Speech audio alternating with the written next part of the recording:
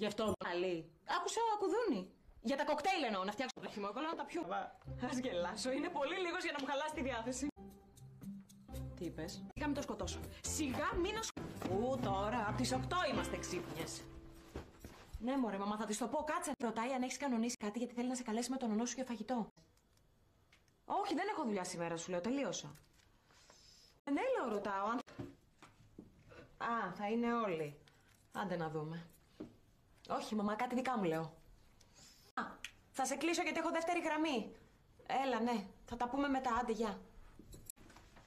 Έλα, Αντωνία. Έλα, Παναγία μου. Τι δουλειά έχει αυτό εδώ?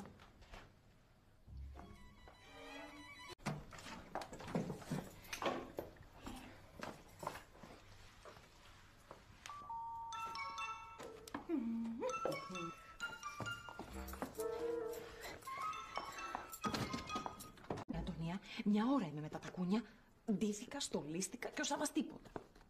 Μα πίστευα ότι όταν θα του πει να τη είδω, ότι κάτι θα κάνει, θα με διεκδικήσει. Πώς μας ψαρεύει.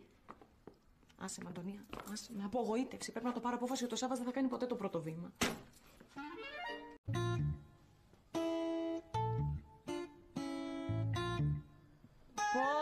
Πω, κοίτα τι έπαθα. Πού είμαι, ξέχασα το μπουκάλι πάνω στο τραπέζι και το έριξε ο αέρας. Πω, πάω να φέρω σφουγγαρίστρα. Τώρα αρχίζει το καλό.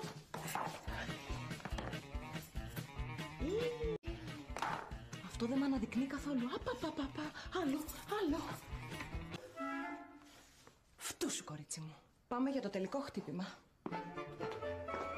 Εγώ είμαι... Γίνει, φεύγω. Δηλαδή θέλω να πω...